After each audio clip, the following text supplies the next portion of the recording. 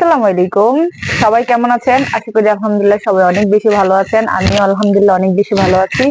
তো ড্রিম গার্লের পক্ষ থেকে আপনাদের সবাইকে অনেক অনেক স্বাগতম। তো চলে আসলাম আমি আরেকটা ভিডিও নিয়ে সার্বিয়া থেকে।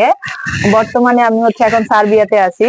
তো সার্বিয়াতে যারা যারা আপনারা বাংলাদেশি যে ভাই বোনেরা আছে, আপনারা যারা সার্বিয়াতে আসতে চান বা আসবেন, তো তাদের উদ্দেশ্যে এই ভিডিওটা। সেটা হচ্ছে যে আপনারা সার্বিয়াতে আসার সময় কি কি নিয়ে আসবেন, খাবারের বিষয়টা বলতেছি, কি কি নিয়ে আসবেন আর সার্বিয়াতে আপনারা কি কি পাবেন সেই বিষয়ে আমি কথা বলবো আপনাদের সাথে। তো আপনারা সবাই আমার পুরো ভিডিওটা দেখবেন।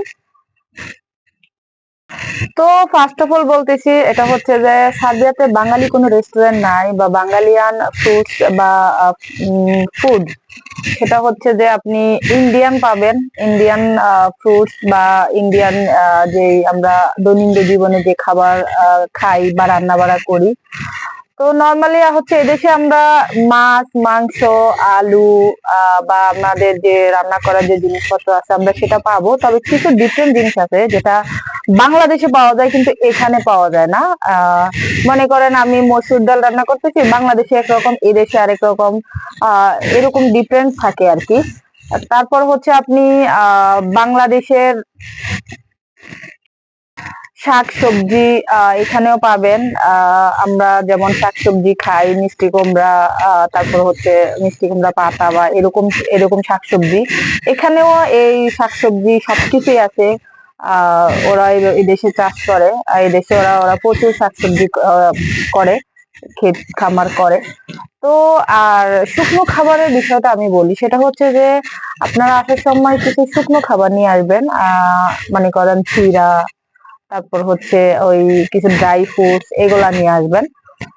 আর এখানে আসলে বাঙালি বাঙালি কোনো রেস্টুরেন্ট নাই, কোনো কিছু পাওয়া যাবে না, কিন্তু নর্মালি খাওয়ার মতো এদেশে সবকিছুই আছে। আপনি টাকা হলে আপনি কিনে খাইতে পারবেন। তবে তুলনামূলকভাবে বাংলাদেশের থেকেও এই দেশে সবকিছুর দামটা একটু বেশি। মনে করেন বাংলাদেশে আমি 1 কেজি গরুর মাংস কত দিয়ে কিনে খেতে পারি, 800, কিন্তু এদেশে সেটা এদেশের টাকায় 1000 সার্বিয়ান ডিনার। তো 1000 ডিনার, আর 1000 ডিনার মেবি 1000 টাকার থেকেও একটু বেশি হবে। সার্বিয়ান টাকা বাংলা টাকা 1 টাকায় 10 পয়সা বেশি, এখানে মানে বাংলাদেশে 10 পয়সা বেশি এরকম। তো তো সবশেষে একটা কথাই বলবো, সেটা হচ্ছে যে আমরা যেহেতু বাঙালিরা ইন্ডিয়ার পাশাপাশি আছি, অবশ্যই আমরা ইন্ডিয়ান সবকিছুই খাই। আর এদেশে সার্বিয়াতে আপনি ইন্ডিয়ান সবকিছু পাবেন, ইন্ডিয়ান রেস্টুরেন্ট আছে, ইন্ডিয়ান শপে গেলে আপনি সবকিছুই কিনতে পারবেন। আর এই দিক থেকে কোনো প্রবলেম হবে না।